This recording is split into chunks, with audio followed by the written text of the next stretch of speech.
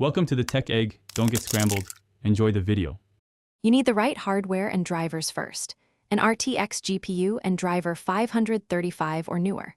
Once installed, launch Nvidia Broadcast 2025 and sign in.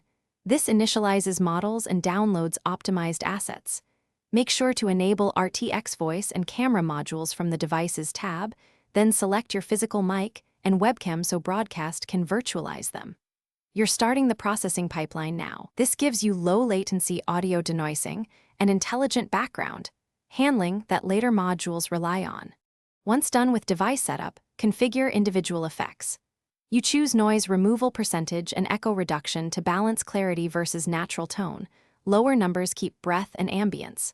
For video, enable background replace or blur, adjust auto framing for headroom, and tweak color boost to match lighting.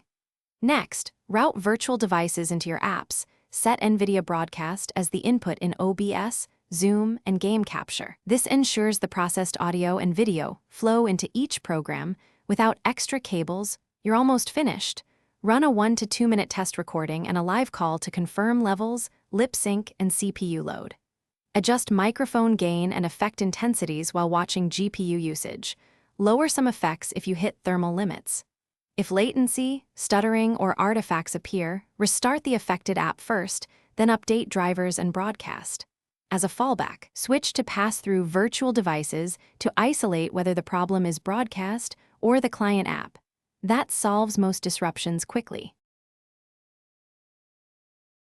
Thanks for watching. Consider subscribing if I helped unscramble your problems.